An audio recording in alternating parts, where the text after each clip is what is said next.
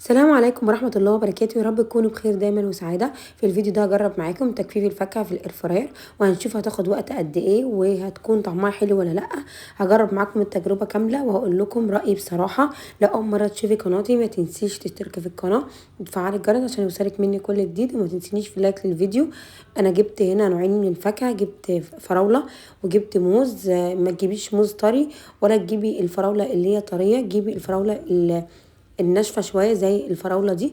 والموز اللي هو مش مستوي قوي، نص ونص زي ما انتم شايفينه كده. جبتها الفراوله جامده مش طريه. وهقطع الفراوله وهقطع الموز. تقطعيه قطع مدوره، مش تخينه ولا رفيعه، وسط كده.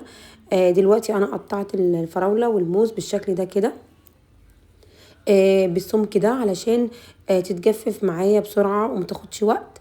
وبرضو انا هقول لكم الوقت اللي هتاخده في الاير فراير، وهقول لكم التجربه طلعت حلوه ولا لا.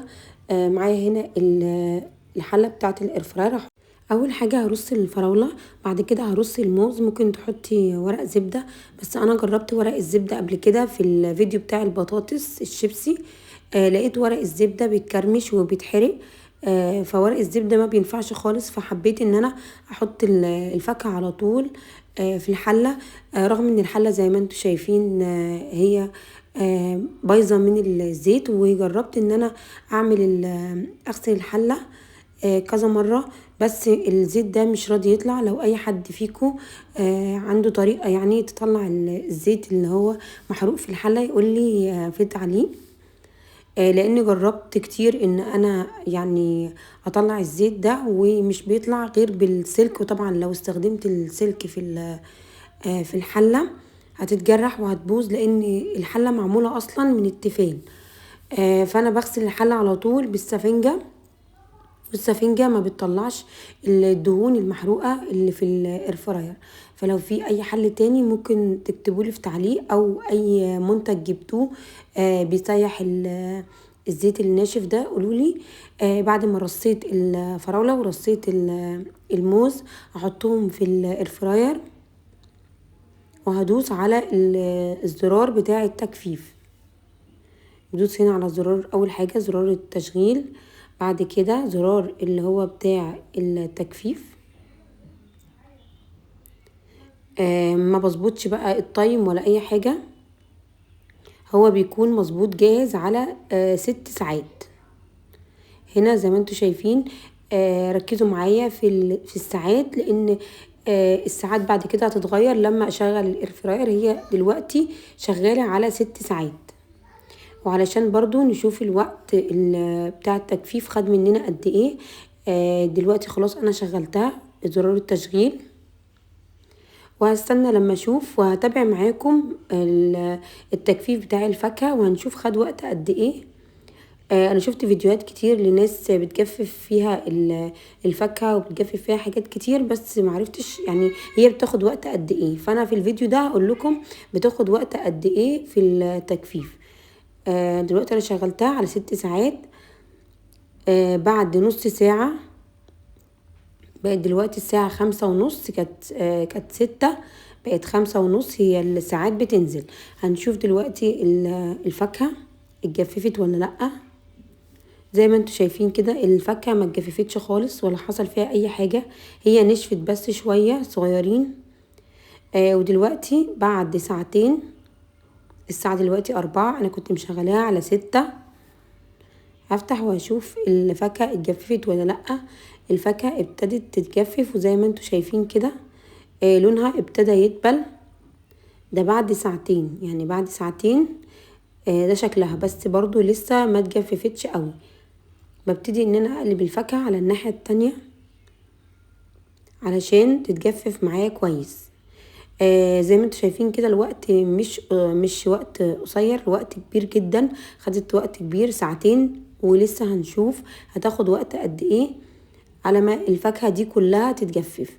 انا ملاحظة برضو ان الفراولة اتجففت اسرع شوية من الموز، لان ممكن اكون قطعت الموز اتخن شوية، او ممكن الموز علشان طري بياخد وقت اكبر من الفراولة. طبعا انتوا عايزين تجففوا اي فاكهة تانية ممكن تحطوا اي فاكهة، ممكن تحطوا تفاح او استفندي، اي نوع من الفاكهة، بس بتشيلوا البذر. ودلوقتي بعد ما فات فترة لسه هنشغلها ونشوف هتاخد وقت قد ايه. دلوقتي الساعة 2:30 تقريبا، يعني فات 3 ساعات ونص. بعد 3 ساعات ونص ده شكل الفاكهة، هي تقريبا كده اتجففت. انا مش هسيبها، يعني مش هشغلها تاني، لان كده الوقت يعني خدت وقت كبير جدا. انا عايزة اقول لكم ان انا يعني مشغلاها بقالها فترة كبيرة، يعني 3 ساعات ونص مش قليلين يعني في الكهرباء، كتير جدا. وفي نفس الوقت الفاكهة زي ما انتوا شايفين هي اتجففت، بس ما اتجففتش بقى زي الفاكهة اللي هي بتلاقيها مقرمشة دي، بتلاقيها ناشفة زي